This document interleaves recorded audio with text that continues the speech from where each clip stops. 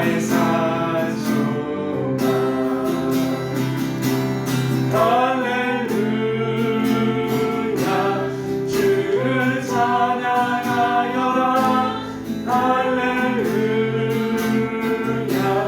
자유케 하셨도다 죄의 저주를 끊으신 주께 구원이 도다 주 예수 나의 산소만 할렐루야 주를 찬양하여라 할렐루야 자유케 하셨도다 죄의 저주를 끊으신 주께 구원이 도다 주 예수 나의 산소만 할렐루야 주를 찬양하여라 할렐루야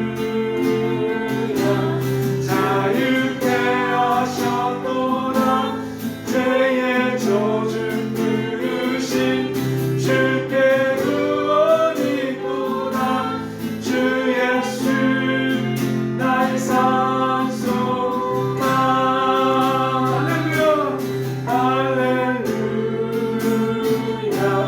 주를 찬양하여라 할렐루야 자유케 하셨도다 죄의 저주를 끊으신 주께 구원이 도다 주 예수 나의 산소만 영광 영광 할렐루야 영광 영광 할렐루야 영광 영광 영광 영광 할렐루야 주 승리하셨네 주 승리하셨네 영광 영광 할렐루야 영광 영광 할렐루야 영광 영광 영광 영광 할렐루야 주 승리하셨네 우리 다같이 선포합시다 영광 영광 영광 할렐루야 영광 영광 할렐루야 어둠이 떠나갈지어다 영광 영광 영광 할렐루야 주 승리하셨네 마지막으로 영광 영광 영광 영광 할렐루야 영광 영광 할렐루야 영광 영광 할렐루야 주 승리하셨네 아멘 성령이여 임하소서 성령이여 임하소서 내 마른 나의 심령 위에 주님의 은혜 담비 내려 나를 벅적 쳐주옵소서 주의 권세 주의 능력 지금 이 시간 임하셔서 악한 권세 모두 깨뜨리고 주님 나라 임하소서 영광 할렐루야 예수의 그 피가 내게 승리 주의 구원이 되시네 영광 할렐루야 예수의 이름이 능력되네 소리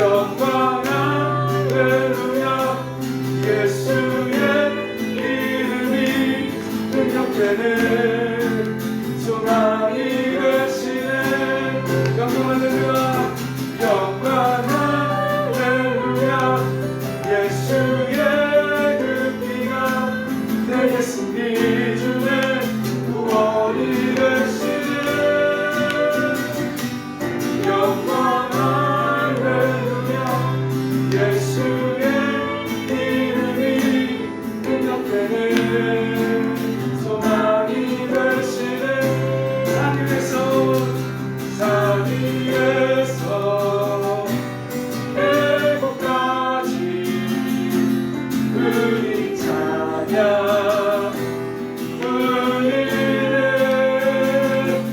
하늘에서 열방까지 우리 노래 가득하네 거리마다 기쁨으로 주는 주의 하시고 주의 백성 기도할 때 주의 백성 기도할 때 이 땅 회복하소서 거리마다 기쁨으로 거리마다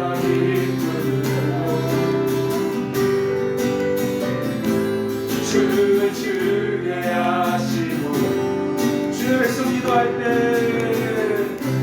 주의 백성 기도할 때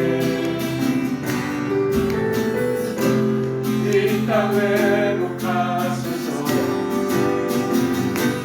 산 위에서 열방까지 우리 노래 울리네 하늘에서 열방까지 우리 노래 가득하네 산 위에서 계곡까지 우리 찬양 울리네 하늘에서 열방까지 우리 노래 가득하네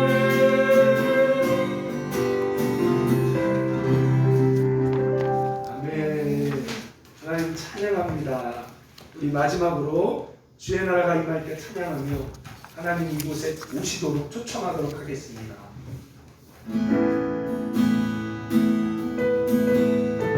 여러분 두 손을 드시고 눈을 감으시고 선포합시다. 하나님 오시옵소서. 주님 우리 가운데 오시옵소서. 우리 예배를 받으시옵소서.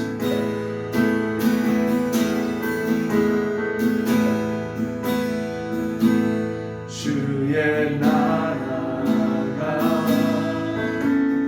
임할 때 하나님 임재하시네 예배가 회복되며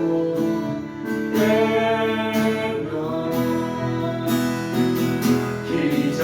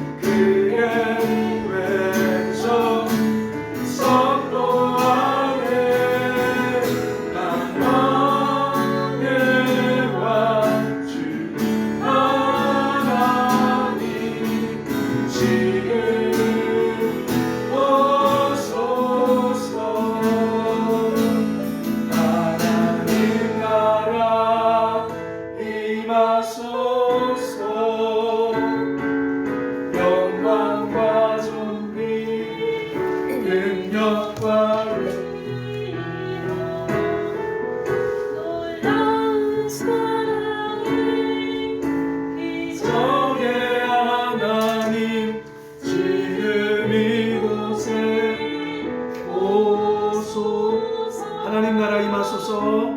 하나님 나라 임하소서.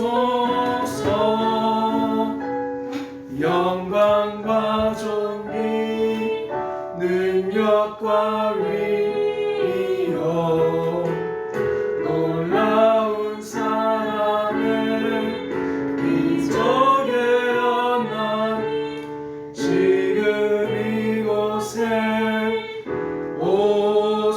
우리 다같이 눈 감고 두 손 들고 하나님 나라 임하소서.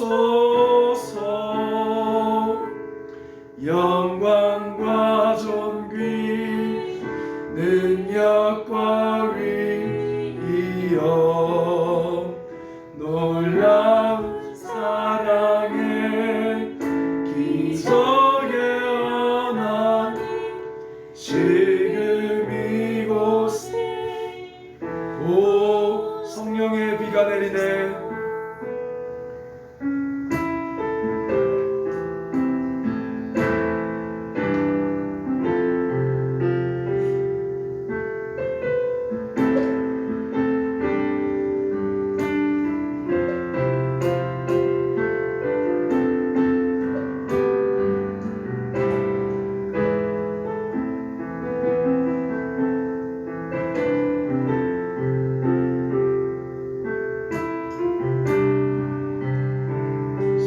비가 내리네.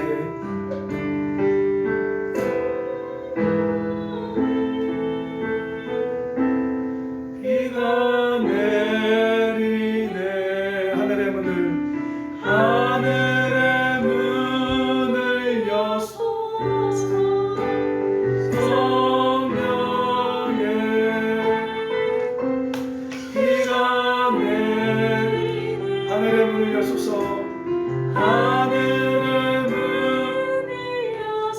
사랑의 임재 느끼네. 성령의 바람 느끼네.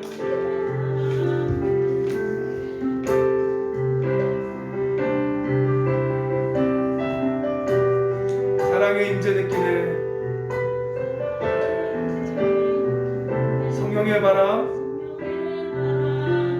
천국의 소리 들리게 하소서. 사랑의 임재 느끼네. 성령의 바람 느끼네. 천국의 소리. 사랑의 임재 느끼네.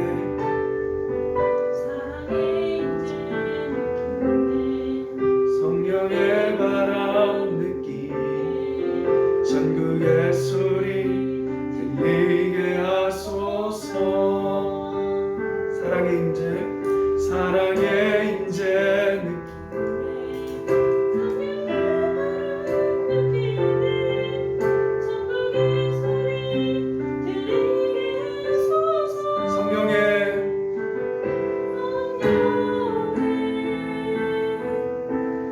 비가 내리 하늘의 문을 여소서.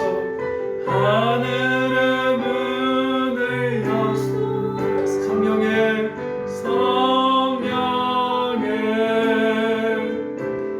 비가 내리 하늘의 문을 여소서. 하늘의 문. 우리 간절한 마음으로 하늘의 문을 열어달라고.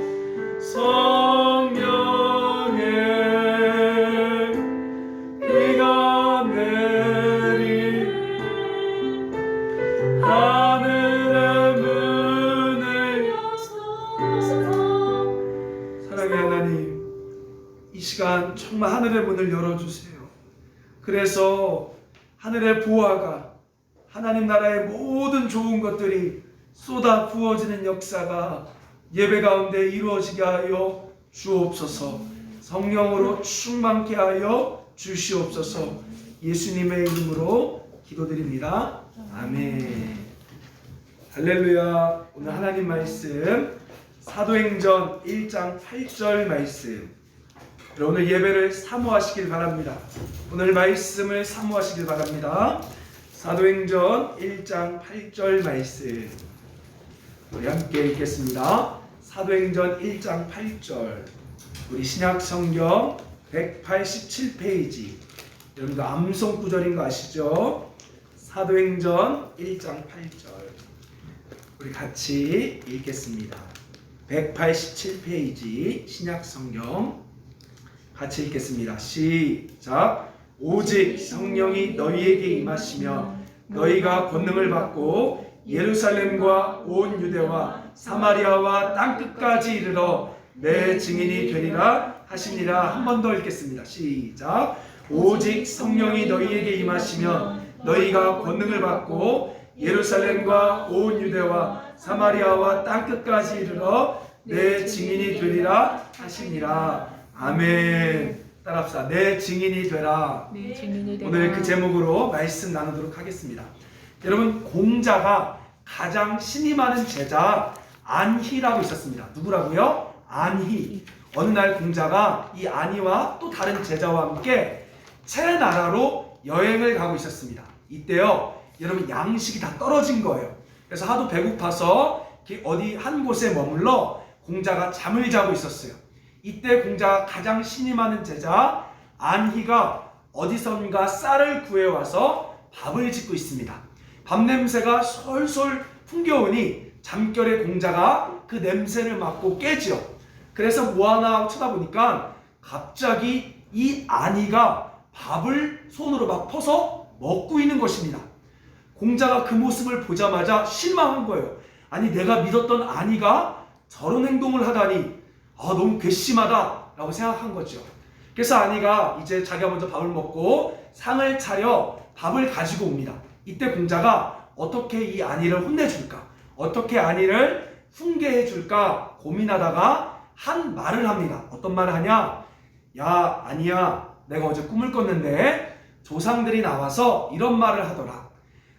가장 좋은 쌀이나 가장 좋은 밥이 있으면 조상한테 먼저 드리라는 그런 말을 받았다 라고 공자가 이야기합니다.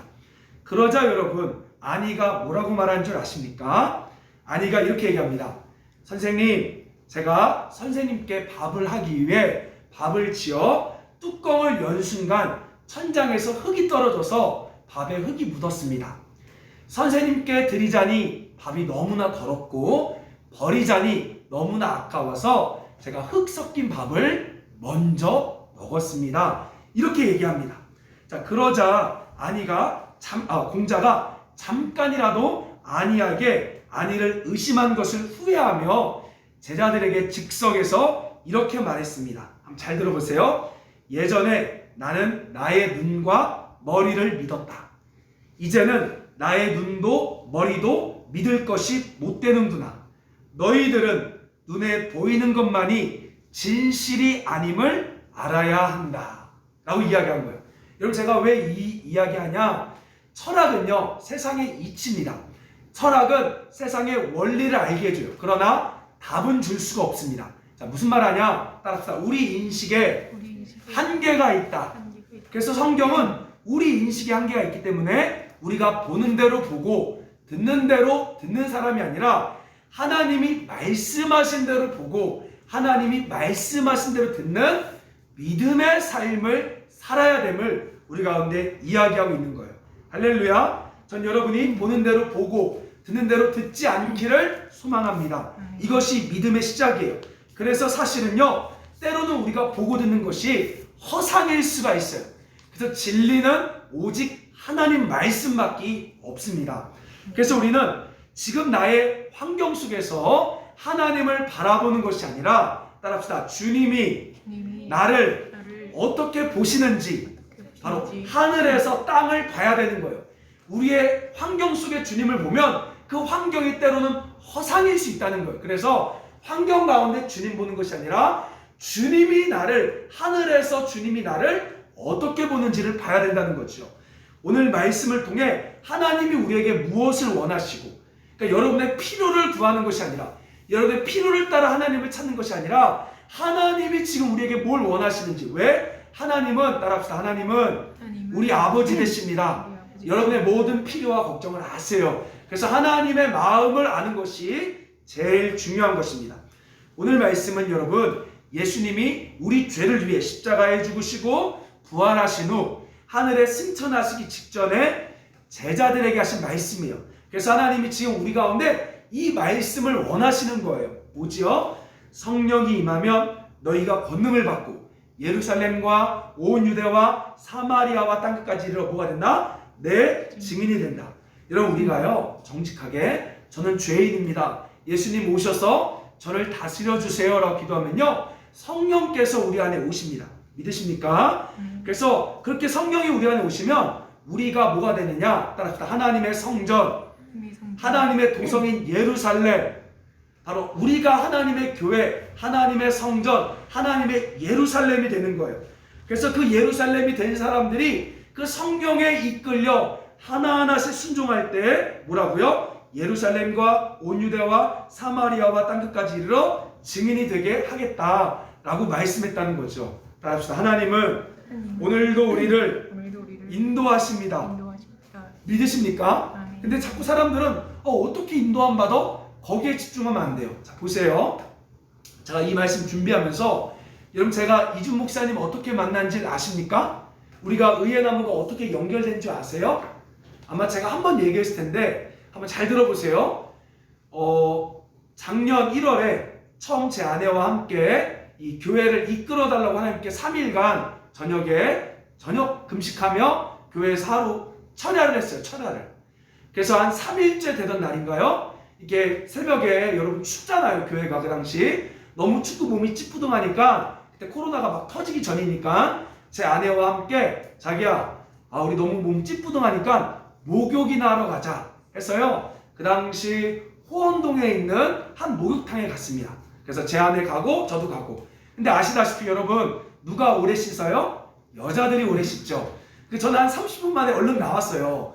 나왔는데 제 아내가 1시간 정도 있어 나오니까 제가 많이 기다려야 되잖아요. 그래서 할 게 없어서 목욕탕 라운지에 앉아갖고 휴대폰으로 페이스북을 보는데, 그때 이준 목사님이 그 페이스북 친구였어요. 관계는 없었습니다. 그때 이준 목사님이 본인이 하나님께서 한국에 가서 말씀을 증거하라 하셨다라는 그 글을 보게 된 거예요. 그래서 제가 마음에 우리가 모실 자격은 없지만 한번 와달라고 요청해보자 해서 요청해서 결국 하나님이 이준 목사님 마음 감동시켜서 브라질에서 날라온 거죠. 여러분, 하나님의 인도는 다양해요. 목욕탕에서 저 인도 받은 거예요. 할렐루야. 그러니까 여러분 자꾸 나는 음성을 못 들어, 나는 막 신비한 역사가 없어, 그런 거 걱정하지 마세요. 여러분이 하나님 앞에 정직하게 인도해달라고 기도하면요, 하나님은 다양한 방법으로, 때로는 페이스북, 때로는 목욕탕에서 인도하듯이 우리를 인도하십니다. 아멘. 그래서 여러분 믿으셔야 돼요. 따라합시다. 내 안에 주님이 계십니다. 믿으십니까? 그러면 여러분 어떻게 해야 돼요? 하나님 저를 인도해 주세요. 순간순간 자꾸 주님께 구할 때 우리가 예루살렘이 되어 온 유대와 사마리아와 땅끝까지 이르러 주님의 증인이 된다는 거죠. 자, 여러분 사도행전 1장 8절에 보면 증인의 동그라미 치세요. 증인. 자, 헬라어로 마르투스라는 단어입니다. 마르투스. 이 뜻은 뭐냐? 따라합시다. 순교자. 무섭죠? 증인이라는 것은 목숨을 두려워하지 않고 자신의 삶으로 증거하는 자를 증인이다. 그러니까 말로만 예수 믿으세요 하는 사람이 증인이 아니라 자신의 삶을 들여 증거하는 사람이 바로 증인이라는 거예요. 자, 그러면 우리가 주님께서 성령이 우리 안에 오시면 우리가 이제 삶으로, 말만이 아니라 삶으로 예수님을 증거하기 시작하는데, 자, 어디서부터 증거한대요? 온 예루살렘과 온 유대에 증거하게 된대요. 자, 여러분 여기서 예루살렘과 온 유대는 일반적으로 지리학적인 의미도 있지만 사실은 내 가족, 내 친척, 내 주변 사람들을 말합니다.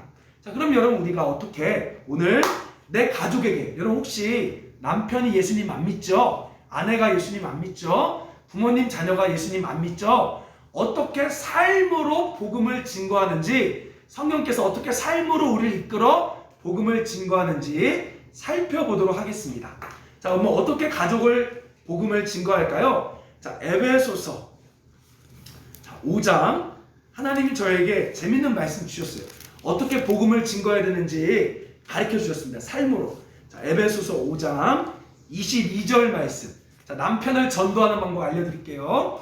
에베소서 5장 22절 말씀. 같이 읽겠습니다. 시작. 아내들이여 자기 남편에게 복종하기를 주께 하듯 하라. 자, 여기서 복종 줄그세요. 이 복종이라는 것은 휘포타수라는 말로써 뭐뭐 아래 둔다. 그러니까 자신을 남편 아래 둔다라는 뜻입니다.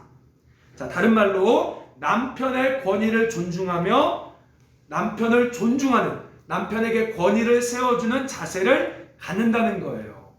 사실 여러분, 제가 이 말 하면 아내분들 화날 수 있어요. 남편이 남편 구실을 해야 내가 권위를 세워주던가 하지, 막 억울하고 속상할 수 있습니다. 저도 알아요. 저도 남편 구실 잘 못했을 거예요. 아마 제 아내가 그렇게 생각할 수 있습니다. 자, 그런데요, 그거 아십니까? 혹시 남자들 군대 가면요, 이렇게 분대장이라고 있어요. 그러니까 병사들 중에서 가장 높은 분대장이라고 있습니다. 자, 그게 뭐냐면 어깨에 여러분 혹시 초록색 견장, 초록색에 이렇게 견장이 차 있으면 분대장이에요. 혹시 휴가 나올 때 보면 군인들 중에 어깨에 초록색 있는 애들이 있어요. 걔네들이 그 자기 병사들 사이에서는 제일 높은 겁니다. 제가 왜 그 말을 하냐면요, 이거예요. 아무리 군대 생활을 못하고 아무리 엉망이라도요, 이 견장만 채워주면 남자들은 이 권위만 쓰면요, 그 권위에 맞는 구실을 합니다. 이게 신기한 거예요. 막 엉망이고 막 정말 엉뚱하지만요, 완장만 채워주면 남자들은 그 완장에 맞는 행동을 하는 것이 하나님이 만든 인간의 속성인 거예요. 여자들은 그렇지 않아요. 근데 남자들은 굉장히 그게 있습니다. 그래서요, 하나님이 그 원리를 알기 때문에 바로 우리 자매들이 남편들에게 때로는 남편 구실도 제대로 못하는 것 같고 엉망 같고 정말 자기만 아는 것 같고 이렇게 보일지라도요, 우리 마음 가운데 남편이 나보다 위에 있구나, 남편이 정말로 권위가 있는 귀한 사람이구나 라는 존중하는 마음을 여러분이 갖기 시작할 때 삶 가운데 복음이 증거되기 시작하는 거예요. 그래서 하나님께서는 먼저 남편을 복음을 증거하기 위해서는 반드시 남편의 권위를 세워줘라, 남편을 존중하는 마음을 가지라 라고 주님이 이야기하는 것입니다. 존중할 것은 없겠지요. 당장은 존중할 것이 없을 거예요. 그래도 존중할 때 남자들은 이 견장의 원리와 같이 그렇게 행동하며 마음이 열린다는 거예요. 자, 그러면 여러분, 우리 믿지 않는 아내들에게는 복음을 어떻게 증거할까요? 5장 25절 말씀. 우리 같이 읽겠습니다. 시작. 남편들아, 아내 사랑하기를 그리스도께서 교회를 사랑하시고 그 교회를 위하여 자신을 주심같이 하라. 자, 아내를 전도하기 위해서는요, 바로 사랑의 원리입니다. 자, 사랑은 크게 두 가지인 것 같아요. 성경 보니까 아가서에 보면 사랑은 고백하는 것, 다시 사랑은 희생하는 것, 이 두 가지가 필요하대요. 그래서 이게 저도 이제 계속 훈련하고 있는 것 중 하나인데 잘 안 되지만 이쁘다, 이걸 해야 돼요. 남편들이 만약에 믿지 않는 아내를 전도하고 싶으면 그 아내에게 예쁘다, 자기 너무 이뻐 라고 말로 고백할 수 있어야 되고요. 또 하나는 자신을 내어주는, 예수님이 교회에게 자신의 몸을 준 것 같이 내어주는 희생이 필요하죠. 그래서 때로는 무거운 것 들어주기, 때로는 한 번 더 쓰레기 내다버리기, 이런 희생의 사랑 가운데 우리 아내들은 변화된다는 거예요. 그래서 하나님께서는요, 말로만 복음을 증거하는 것이 아니라 이러한 삶의 자세를 통해 가족을 구원하라는 거죠. 자, 그럼 여러분, 자녀들에게 복음 어떻게 증거해야 될까요? 자녀들에게. 이거 제일 중요한 것 같아요. 자, 자녀들에게 복음 어떻게 증거하냐? 자, 6장 4절 말씀. 우리 같이 읽어봅시다. 시작. 또 아비들아, 너희 자녀를 노엽게 하지 말고 오직 주의 교훈과 인내로 양육하라. 자, 첫 번째 제일 중요한 게 뭐라고 말합니까? 화내게 하지 말라는 거예요. 자녀들 열받게 하지 말라는 거예요. 부모님들, 이거 잘 들으세요. 다그치지 말고, 자녀들을 화내게 하지 말고, 지나친 요구나 또한 내 뜻대로 막 움직이게 하려고 자녀들을 분노하게 하지 말라. 이게 첫 번째 중요합니다. 여러분, 정말로 자녀들을 전도하고 싶습니까? 자녀들이 하나님의 사람이 되길 원하십니까? 그러면 절대 자녀들을 화나게 해서는 안 되는 거예요. 다그치거나 또한 지나치게 요구하거나. 자, 그리고요, 두 번째로 뭐가 필요하느냐? 여기 보니까 줄 보세요. 주의 교훈과 훈계로 양육하래요. 여긴 두 가지예요. 첫째는 바로 자녀들이 믿음 생활을 할 수 있게 부모의 우선순위가 믿음이 되어야 된다는 거예요. 자, 단적인 예로 뭐냐면요, 이런 거예요. 혹시 여러분 감리교 아시죠? 감리교의 창시자가 누구냐? 존 웨슬리예요. 또한 그의 형제 찰스 웨슬리, 아주 교회사 가운데 훌륭한 분이에요. 근데 여러분 웨슬리의 엄마가 누구냐? 따라합시다. 수산나는요, 자녀가 몇 명이었냐? 이게 좀 말이 안 돼요. 근데 진짜인가 봐요. 몇 명이었을까요? 이거 맞히시면 진짜 제가 드립커피 해드리겠습니다. 수산나 자녀가 몇 명이었을까요? 이게 진짜 말이 안 돼요. 19명. 자녀가 19명이었어요. 진짜로 여러분. 자, 그래서요, 거기 보니까 뭐라고 말하냐? 자녀가 너무 많아서 대화하기조차 힘들었대요. 자녀들이 하도 많으니까 한 명 한 명 대화하기조차 힘들었대요. 근데 어떻게 자녀를 키웠냐? 일주일에 한 번씩 면담하는 시간을 가졌대요. 그래서 뭘 면담했냐? 공부 너 잘했어? 못했어? 이 얘기가 아니에요. 신앙에 대해서 면담하는 시간을 가졌대요. 그래서 자녀가 예수님을 만나도록 기도했다는 거죠. 자, 뭐냐면 신앙의 가치가 얼마나 중요한지 부모가 직접 보여줬대요. 오늘날 여러분 자녀들이 예수 안 믿는 이유, 특별히 장로님의 자녀들, 안수 집사님 자녀들 문제가 뭔지 아십니까? 고3 되면요 이런 말이에요. 야 빨리 집에 가. 교회에 있을 때도 야 빨리 집에 가. 너 1년은 공부해야지. 그리고 나서 20살 대학 가서 교회 생활 많이 해라. 공부 먼저 해. 또 제가 옛날 전도사 할 때 이렇게 애들 수련회 가자 말하면요 막 믿는 집 부모들이 그래요. 전도사님 우리 이제 수능 100일 남았어요. 무슨 수련회입니까? 라고. 그러니까 자녀들이 봤을 때는 공부가 최고구나 라고 자기도 모르게 배운 거예요. 근데 정말로 자녀를 정말 신앙을 주고 싶으면요 공부보다도 자녀가 믿음 생활하는 게 우선임을 부모가 가르쳐주고 실제로 해야 돼요. 때로는 공부 못해도 다그치지 않고, 때로는 신앙생활 안 할 땐 다그치는 거죠. 야 우선순위가 공부가 아니라 야 신앙이다. 차라리 믿음 생활 잘하면 더 용돈 주는 거예요. 공부 잘한 것보다 너가 기도하고 말씀 보고 하나님의 사람으로 사는 게 난 너 더 좋다 라고 부모가 이 신앙의 가치를 자녀들에게 알려주는 거죠. 오늘날 그걸 안 한 거예요. 다들 솔직히 믿는 사람들이요 자식이 좋은 대학 가는 것만 바라니까 애들이 교회를 다녀도요 솔직히 예배 드리는 것보다 성공하는 게 돈이 우선이구나. 다 그래서 신앙을 빼앗겨 버린 겁니다. 그래서 오늘 성경은 이야기합니다. 첫째, 절대 자녀를 화나게 하지 마라. 그리고 두 번째, 그 자녀에게 신앙의 가치가 공부보다 더 중요한 것을 가르쳐주고 너가 진짜 그렇게 부모가 그렇게 행동하라는 거죠. 그래도 저희는요 이렇게 신앙을 많이 가르치진 않지만 그래도 공부하라는 스트레스는 안 주고 있어요. 대신 이제 우리 아이들에게 야 그것보다도 나는 너가 서울대 가는 것보다도 너가 예수님 믿는 게 더 소중하다. 이걸 가르쳐줘야 되죠. 여러분 그런 자세를 가질 때 자녀들은 그걸 보고 배우는 것입니다. 자 그리고요 또 뭐라고 말하냐 여기 보면 보세요. 주의 교훈과 훈계죠. 이런 주의 교훈과 훈계가 뭡니까? 하나님 사랑, 이웃 사랑. 그래서요 자녀들에게 따라서 공부보다 인성 이걸 가르치는 거예요. 여러분 이제 앞으로는요 공부 잘하는 사람이 성공하지 않습니다. 인성이 제일 중요해요. 어차피 공부는 이제 수많은 정보를 우리가 다 가지고 있어요. 그래서 자녀들에게 하나님 사랑, 이웃 사랑을 더 가르치는 거죠. 자 그리고 이제 믿지 않는 부모들에게는 남편의 원리가 똑같아요. 이거 보니까 6장 1절에 뭐라고요? 부모에게 순종하는 거예요. 부모님을 더 잘 모시는 거예요. 부모님을 존중하면요 불교 다니는 부모님도요 반드시 예수님 믿게 돼요. 자식이요 부모님만 잘 존중하면요 여러분 종파가 없습니다. 부모들은 마음이 열려요. 그렇게 삶으로 복음을 증거하라는 거죠.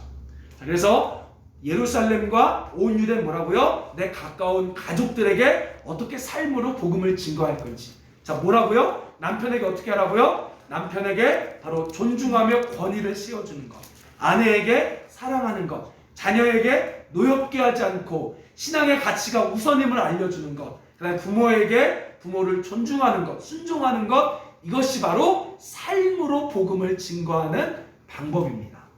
자, 그럼 두 번째로 이제 어디로 간대요, 여러분? 사마리아로 성령이 인도한대요. 사마리아. 자, 여러분 주목하세요. 사마리아.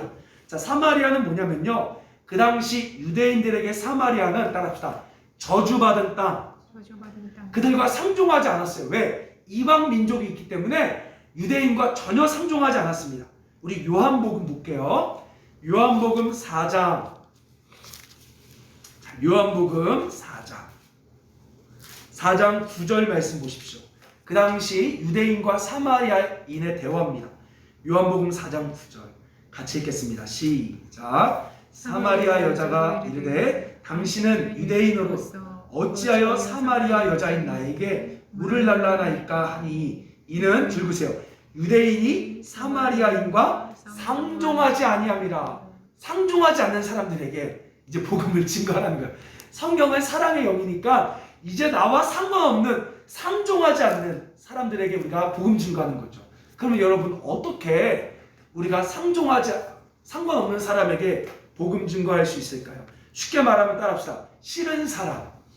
자, 여러분, 싫은 사람 누구예요? 상종하기 싫은 사람 누구예요? 누굴까요? 성경은 리얼해요. 누군 줄 아십니까? 이 사마리아인, 나에게 사마리아인 누군지 아세요? 성경에 나와요. 직장 상사. 웃기죠? 상종하기 싫잖아요, 여러분. 솔직히 안 그래요? 직장 상사. 여러분, 많은 청년들이요, 회사를 옮기는 가장 1순위가 뭔지 아십니까? 연봉이 아니에요. 직장 안의 관계 때문에, 특별히 직장 상사, 지랄 같은 상사, 이들에게 복음을 증거하래요. 어떻게 해요? 자, 이게 성경에 나옵니다. 에베소서에 아까 다 나와요. 에베소서. 자, 에베소서 6장 5절 말씀. 자, 먼저 상종하기 싫은 사람 1순위 누구다? 직장 상사. 6장 5절 6절 말씀.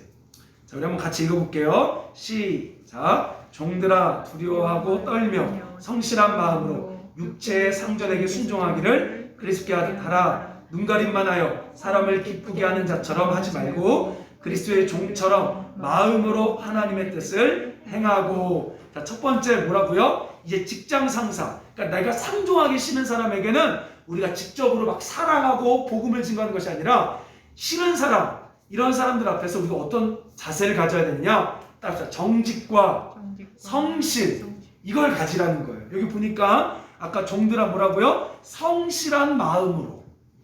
그리고 사람이 눈가림만 하지 말래요. 상사가 있을 때만 하는 척 하지 말고 너가 정직한, 보지 않아도 정직한 사람이 되라는 거죠. 바로 정직과 성실이라는 성품을 가지래요. 남이 볼 때만 일하지 말고 누가 보더라도 저 친구는 정직과 성실이 있구나 라는 자세를 가지래요. 자, 첫째로 약속 시간을 지키는 자세. 두 번째, 보는 사람이 있건 없건 동일한 자세의 모습. 또한 세 번째, 사람들에게 아첨하지 않는 모습. 이런 모습을 가지라는 거죠. 그리고 여기 7절에 보니까 네 번째로 기쁜 마음, 따라서 밝은 얼굴. 이게 여러분 복음을 증거하는 자세라는 거예요. 상종하기 싫은 사람에게 우리가 직접적으로 막 사랑하고 다가갈 수는 없지만 정직과 성실, 그 다음에 밝은 얼굴을 가지라는 거예요. 기쁜 마음으로 온 마음 다해 일하는, 주께 섬기는 마음으로 우리가 그렇게 삶의 자세를 가질 때 직장에서 사람들에게 복음을 증거할 수 있다는 거죠. 뭐라고요? 정직과 성실, 밝은 자세. 바로 이 자세로 복음을 증거하는 거예요. 어떻게 해요? 상종하기 싫은 사람에게.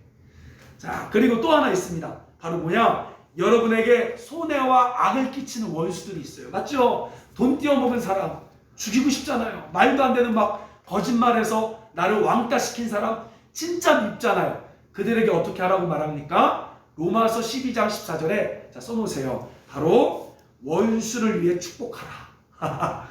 원수를 위해 축복하라 라고 성경에 말하고 있는 거예요. 그래서 여러분, 사마리아인들에게 복음을 전하는 자세는 정직과 성실, 밝은 얼굴, 그리고 원수를 위해 축복하는 자세.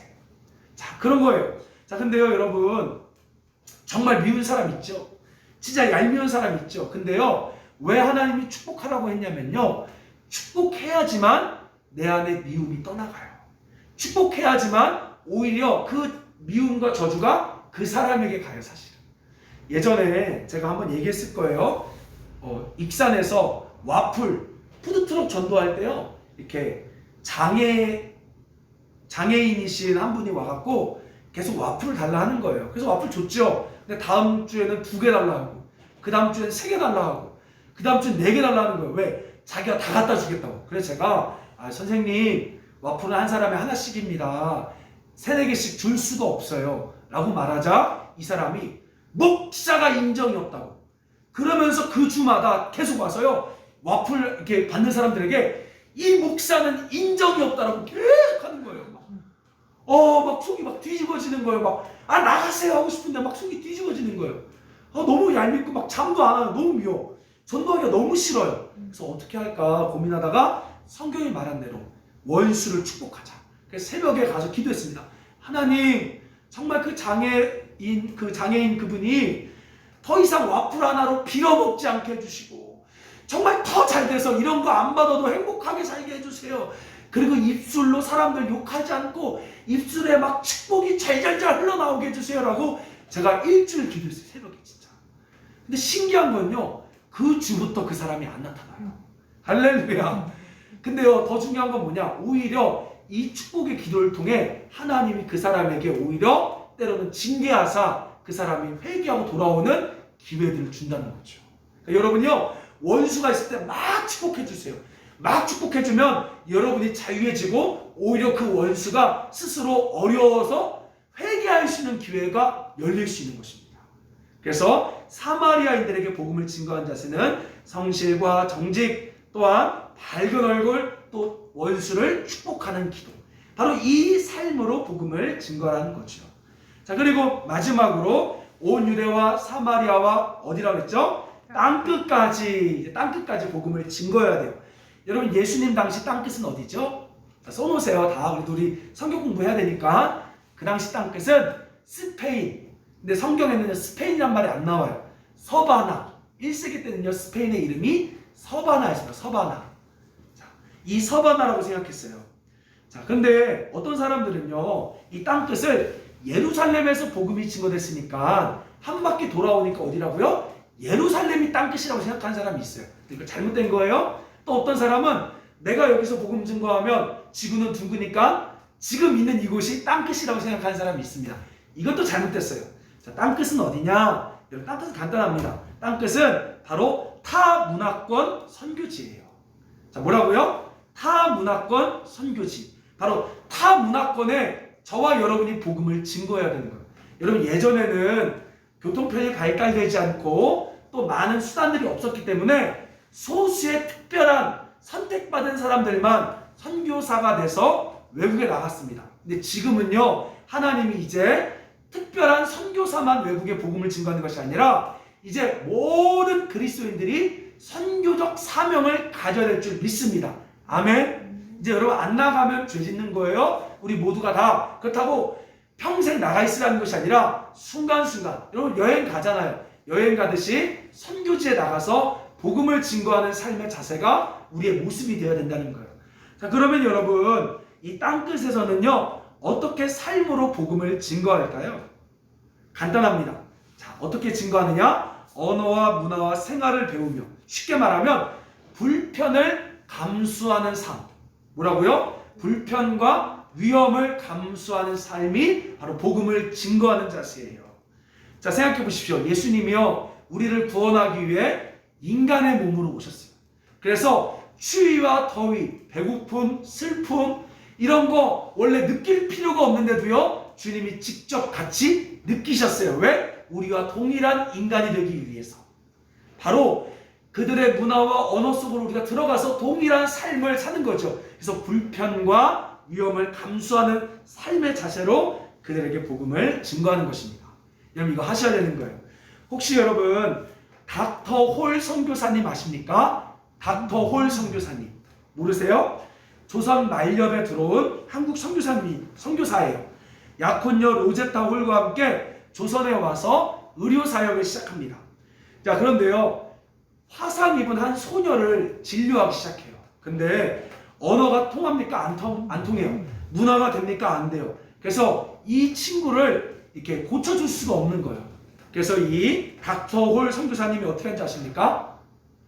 자기 피부를 떼어다가 화상 입은 이 아이에게 이식해줬어요. 그러자 이 조선 아이가 말은 이해 못하지만 그 사랑을 알고요. 병원에서 진짜 그때부터 예수님 믿고요. 병원에서 진료받는 자들에게 조선말로 성경을 읽어줬대요. 여러분, 이 땅끝의 복음은 바로 그거예요. 동일해지는 것, 그들과. 그들에게 천부가 되는 것. 그래서 그 살덩어리 하나로 복음을 증거했다는 거죠. 이 닥터 홀 선교사님 정식 이름은 제임스 홀입니다. 제임스 홀 선교사님이요, 조선 땅에서 복음을 전하다가요, 청일 전쟁이 발발했을 때 병사들을 치료하면서 발진 티푸스, 전염병 발진 티푸스로 죽었어요. 자, 그리고 아내 로제타 홀은요, 남편을 보낸 슬픔을 뒤로하고 조선에서 사역하는데요, 그 딸이요, 이질에 걸려 죽습니다. 여러분, 그 당시 조선은요, 전염병의 나라였대요. 왜? 위생이 안 좋으니까. 그래서 이 불평과 위험을 감수하고 이 가족들이 와서 때로는 병도 걸리고 죽으면서 복음을 증거했다는 거죠. 그리고 그의 아들, 그리고 나서요, 이 아내는요, 맹인들을 위해 의사를 양성하고요, 우리가 잘 알고 있는 점자를 보급해줬대요. 그리고 여러분, 혹시 그의 아들 셔우트 홀 들어봤을 거예요. 셔우트 홀 알 거예요. 셔우트 홀이 들어와서요, 조선에 보니까 뭐가 심각하냐? 결핵이 너무 심각한 거예요. 그래서 결핵병원이랑 요양원을 세웁니다. 근데 여러분, 운영비가 만만치가 않아요.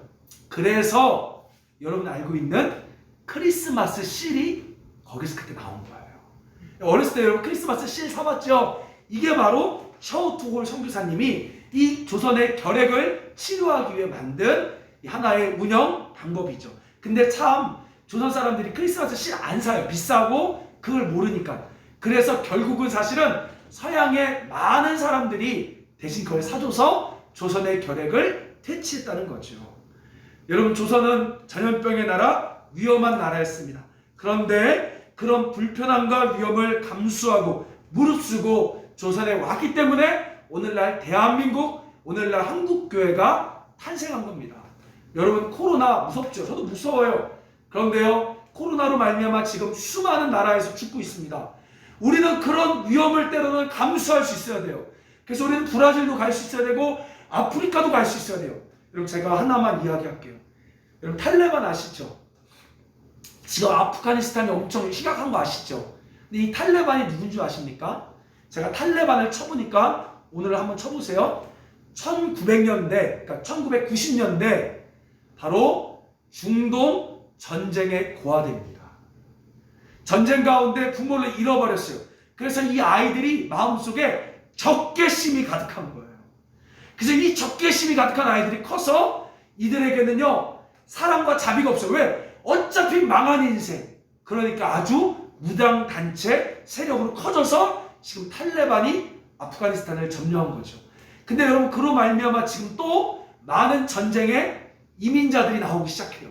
그러면서 많은 전쟁의 고아들이 또 적개심을 가지고 지금 온 열방에 있다는 거예요. 우리가 어떻게 해야 해요?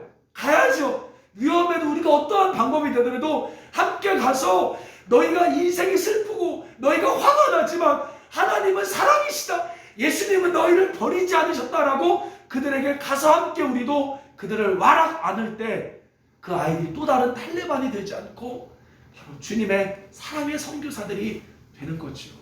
우리가 그런 책임이 있다는 것입니다. 여러분, 하나님의 성령이 오면 온 유대와 사마리아 땅끝은요, 순차적으로 되는 게 아니에요. 순차적으로 되는 게 아닙니다. 가족 구원하고 나서 싫은 사람 구원하고 선교지 나가는 게 아니라, 가족 구원은 가족 구원대로, 또한 직장인 구원은 직장 구원대로, 또한 선교는 선교대로 동시다발적으로 일어나는 거예요. 성령은 지금 여러분을, 우리를 그렇게 인도합니다. 왜요? 우리 안에 예수님의 사랑이 있기 때문에. 나는 없지만, 나는 엉망이지만 우리 안에 그리스도가 계시기 때문에 우리가 순종할 때, 우리가 사랑하려고 할 때 예수님의 사랑이 우리 안에서 흘러넘칠 줄 믿습니다. 성경은 우리 그렇게 인도해요. 야야, 너 지금 힘들지? 야야, 너 지금 화가 나지? 그건 허상이다. 너는 축복의 통로야.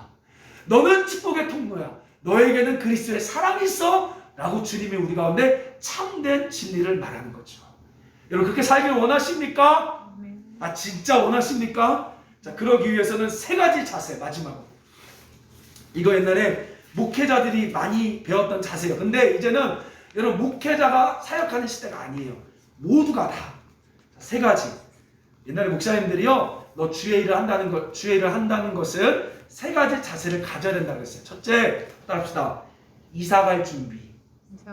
항상 떠날 준비하는 거예요. 항상 짐 싸두라는 거예요. 목회자가 아니죠. 이제는 사역자들. 그러면요 여러분 삶이 심플해져요. 솔직히 삶에 먹고 살 걱정이 없어져요. 옷 걱정 안 합니다. 어차피 다 이사 갈 건데, 어차피 주님 명령하면 움직일 건데 그 뭐가 준비해요? 여러분 이준 목사님, 이진 사모님 정말로요 한 이만한 캐리어 하나씩 가진 게 그게 전부예요. 그리고 어느 나라든지 가. 근데 여러분 옷이요 완전 돌덩이 같이 이만큼 압축해갖고 꽉꽉 채워서 그 가방 하나만 가지고 다니는 거예요. 심플해집니다. 그러니까 자기 게 없어요. 그러니까 막 나눠줄 수 있는 거예요. 소유욕이 줄어들어요. 그래서 여러분 이사갈 준비. 제가 이렇게 말하면 우리 성도님들 조금 시험될 수 있지만 한 동네 오래 사는 거 죄 짓는 거예요. 여러분 이제는 내가 여기 오래 눌러 앉아야 할 시간이 아니라 언제든지 주님 말씀하면 떠날 준비해야지. 이제 그런 자세로 바뀌어야 됩니다. 두 번째, 복음을 전할 준비. 사실은 설교할 준비였는데 목회자들은 복음을 전할 준비. 어떻게 해요? 삶의 자세와 예수님이 우리를 사랑하사 우리를 죄를 위해 십자가에 죽고 부활하셨다. 그러면 우리가 성령을 구하고 회개할 때 하나님의 자녀가 된다. 예루살렘이 된다. 어떻게 보면 자유케 하라 15가를 우리는 전할 준비하셔야 합니다. 자, 그리고 마지막 세 번째 제일 중요해요. 죽을 준비. 하나님 앞에 설 준비. 여러분 이 죽을 준비를 하게 되면요 사랑하게 돼요. 결국 죽음 앞에서 죽기 직전에 다 하는 후회가 뭐죠? 더 사랑할 걸. 그래서 여러분이 죽을 준비 자세를 하면 오늘 만나는 모든 사람들을 더 사랑할 수 있을 줄 믿습니다. 우리 힘으로 안 돼요. 그래서 성령이 날마다 충만히 임해야 되는 것입니다. 여러분 항상 죽음이 우리 앞에 있다. 당장 떠날 자처럼 후회 없는 인생, 바로 복음 증거하는 인생, 그렇게 살 수 있길 주의 이름으로 축원합니다. 우리 함께 찬양합시다. 우리 함께 기도하고 찬양하도록 하겠습니다. 여러분 다 눈 감으시고, 아까 뭐라 그랬죠? 처음에 보는 걸 믿지 않고 듣는 걸 믿지 않고 진리를 믿어낸다 그랬죠. 나 지금 먹고 살기 힘들고, 나 지금 몸도 약하고, 나 지금 마음에 사랑할 힘이 없는데, 이런 말씀 어떻게? 아니에요. 그건 허상이에요. 그건 허상입니다. 주님이 얘기했어요. 하나님의 전부가 우리 안에 들어왔습니다. 따라합시다. 우리는 축복의 통로입니다. 여러분이 오늘부터 나누기 시작할 때 넘치는 모든 하늘의 보화가 여러분 삶에 풀어집니다. 우리 이 시간 하나님 온 유대와 사마리아와 땅끝까지 삶과 메시지로 복음 증거하겠습니다. 그러니 성령으로 더 충만하게 하여 주세요. 허상을 믿고 살아 미워하며 속상했음을 회개합니다. 하나님의 성령으로 채워주사 온 유대와 사마리아와 땅끝까지 가게 하여 주옵소서. 우리 한번 같이 기도합시다. 사랑의 하나님 아버지, 지금 우리가 느끼는 허상과 같은 생각, 허상과 같은 감정에 묶여 하나님 어리석게 시간만 낭비하며 살고 있었음을 회개합니다. 하나님 정말 이제 우리를 축복의 통로로 부르셨고 우리를 하나님 사랑의 메신저로 부르셨음을 믿습니다. 이제 하나님 온 유대와 사마리아와 땅끝까지 삶으로 복음을 증거할 수 있도록 하나님 성령을 주세요. 여러분 눈 감으시고 성령을 더 충만히 달라 기도하십시오. 하나님의 성령을 부어주소서. 그래서 여러분 오늘 배운 대로 삶의 자세를 살기로 결정할 때 여러분 안에 계신 사랑의 영이신 성령이 마음껏 역사할 줄 믿습니다. 하나님 오늘 이 진리의 말씀 그대로 받겠습니다. 하나님 우리를 이끌어 주시고 역사하여 주시옵소서. 우리 특별히 아프가니스탄을 위해 기도합시다. 하나님 이 탈레반을 무조건 나쁘다라고 미워하는 것이 아니라 그 적개심에 갇힌 아이들, 그 탈레반을 붙잡고 있는 적개심의 영이 떠나가도록 기도합시다. 하나님 아버지, 탈레반 아이들 하나님 그들도 전쟁 고아의 피해자였습니다. 하나님 이 탈레반이 갖고 있는 적개심의 영들, 어둠의 권세들이 떠나가게 하여 주시고 또 탈레반에게 피해를 입은 또 다른 전쟁 고아 아이들을 하나님 불쌍히 여겨주시고 우리가 안을 수 있도록 하나님 역사하여 주시옵소서. 우리의 영을 깨워주소서. 하나님 우리의 영을 깨워주시오. 하나님 우리 의의 나무가 이제 모잠비크로 나아갑니다. 아프리카로 나아갑니다. 하나님 이제 북방 실크로드 남방 실크로드 열라 중동과 아프가니스탄과 하나님 온 열방에 주의 사랑을 증거할 수 있도록 우리의 지경을 넓혀주시고 하나님 아버지여 기름 부어 주옵소서. 하나님 기름 부어 주시옵소서. 오 하나님 기름 부어 주시옵소서. 하나님 역사하여 주시옵소서. 하나님 역사하여 주시옵소서. 사랑하는 하나님 아버지 간절히 기도합니다. 주님 역사하여 주시옵소서. 우리가 복음 들고 하나님 정말로 나라와 도시와 산맥을 넘어 복음 증거하길 원합니다. 주님 기름 부어 주시옵소서.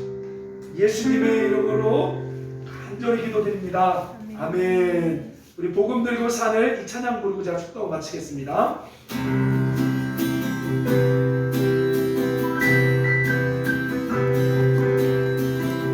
복음 들고 산을 넘는 자들의 발길 아름답도다. 평화 전하며 복된 소식을 외치네. 주다스 이 시대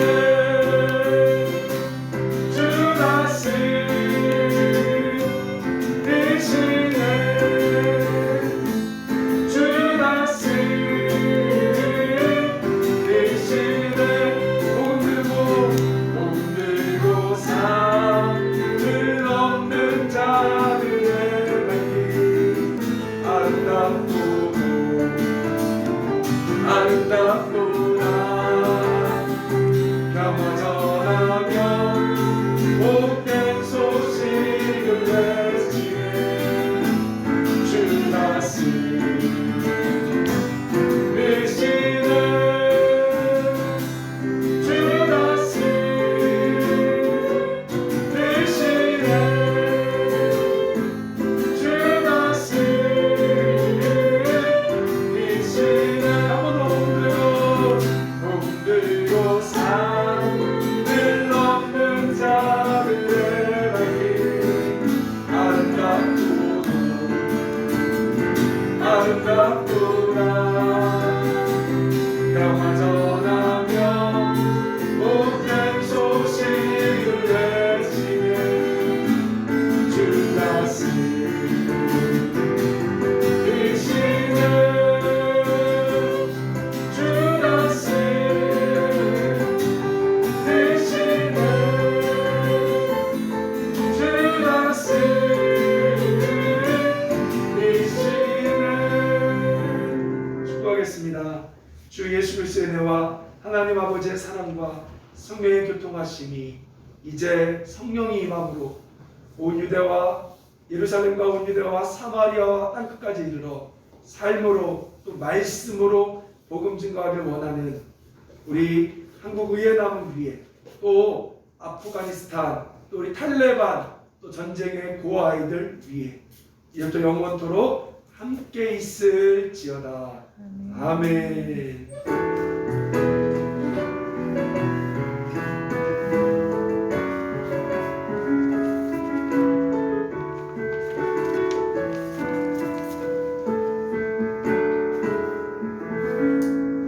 네, 예배 마쳤습니다. 오늘 하루도 승리하시기 바랍니다. 감사합니다.